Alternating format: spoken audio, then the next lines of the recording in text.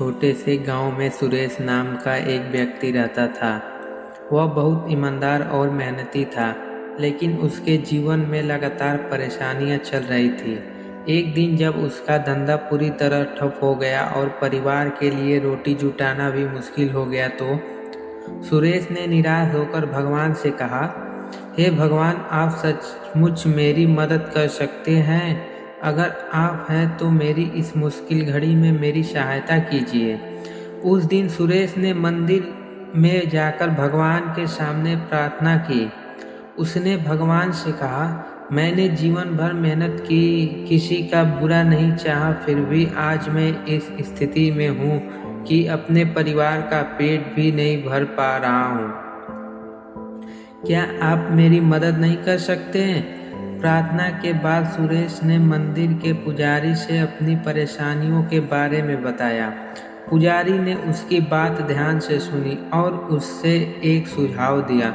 सुरेश, भगवान ने हमें दिमाग और 2 हाथ इसलिए दिए हैं ताकि हम उसका सही उपयोग करके अपने जीवन को बेहतर बना सके।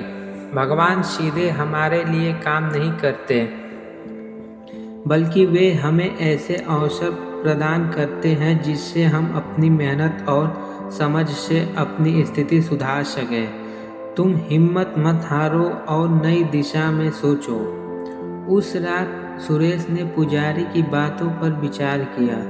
अगले दिन उसने अपने पुराने धंधे को छोड़कर नए काम की तलाश शुरू की।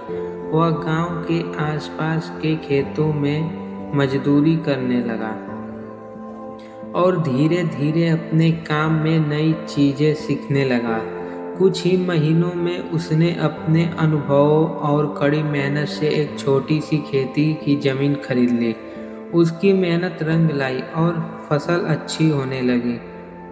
सुरेश समझ गया कि भगवान ने उसकी मदद की, लेकिन उस रूप में नहीं जैसा वह सोच रहा था। भगवान ने उसे नई दिशा और हिम्मत दी, जिससे उसने अपनी काबिलियत और परिश्रम के बल पर अपनी जिंदगी को फिर से पटरी पर ला दिया। इस कहानी से यह सीखने को मिलता है कि भगवान